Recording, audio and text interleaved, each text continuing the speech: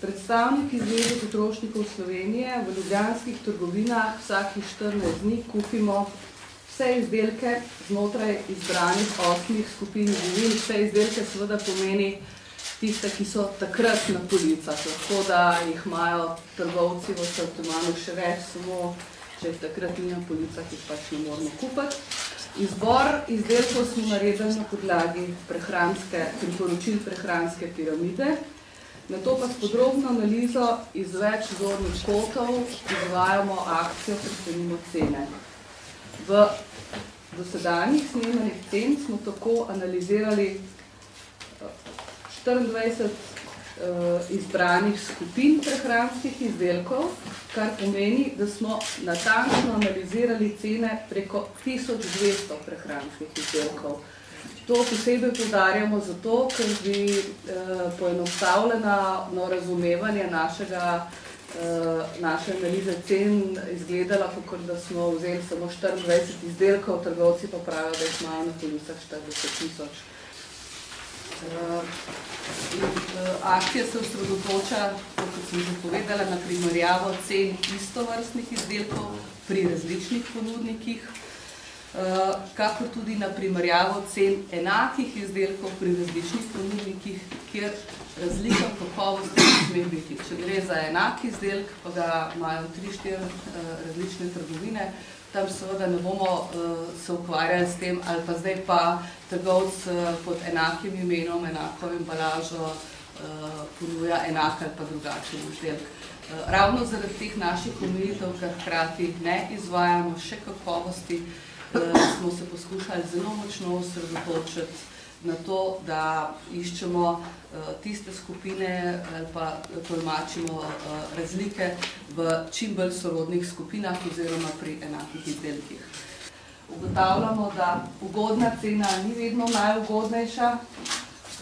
Različne oblike promocijske prodaje znotraj trgovine ne pomenijo nujno tudi najugodnejše cene izdelka. Ugotavljamo, da gre za zelo velike cenovne razpone pri istovrstnih izdelkih. Zato imamo tudi te različkači. Najdražji koruzni kosmiči so več kot 4-krat dražji od najcenejšega izdelka, zajetega v akciji. Zdaj ne bom rekla, da je to maksimalni razpon na sploh v trgovini, ampak glede na to, da smo zelo veliko prečesali, je velika verjetnost, da smo najdražjega in najcenejšega. In zdaj, kljub temu, da ne preverjamo kakovosti izdelkov, to se pravi, da nismo dali teh 2 koruznih kosmičev na primerjalni test kakovosti, pa se nam razlika v ceni še zmeraj zdi zelo, zelo velika. Namreč to gre za enostaven izdelek, kako mogoče ja, to je množičen izdelek, ki ga že dolgo časa znajo proizvajalci proizvajati, ekstrudirana, bi rekli polenta, ki jo oblikujejo v kosmičke. Približno 90% je tukaj koruze noter, koruze oziroma koruznega zdroba plus koruzne moke. Med 5 in 10% in 11% je sladkorja, torej tukaj pač vsak proizvajalec ima svoj nivo sladkorja. Torej, zelo malo je teh dodatkov, ki bi lahko vplivali na tak visok razpon cene. Najdražji je narejen še, da ima, piše brez sladkorja, kar v bistvu ni čisto res, ker vsebuje približno 5% sladkorja in pa 5% poliolov, ki so sladila, umetna sladila, tako da tukaj so dodani vitamini, tako da res mi razloga.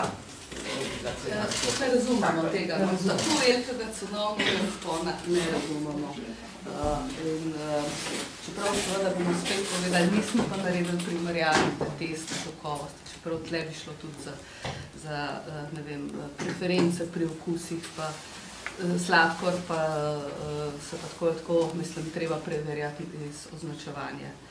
Velike cenovne razlike pri različnih pakiranjih določenih izdelkov.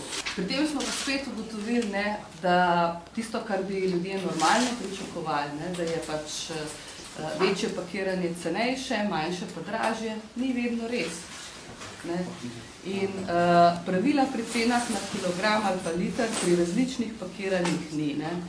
In ni izključeno, da je najcenejši izdelek kljub splošnemu drugačnemu prepričanju pri manjšem pakiranju, da je lahko cenejši.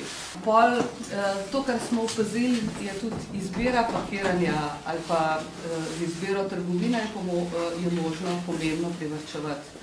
No, in tudi trgovska blagovna znamka, tu bi rekli, da gre za tiste osnovne trgovske znamke, ne pa posebnih linij, ne vem, zdravega prehranjevanja ali pa ne vem kaj. To, kar so trgovci posebej izpostavljali pred leti, češ ni razlike v kakovosti, samo cenejši so, ne pomeni avtomatsko pa povsod tudi najbolj ugodne cene.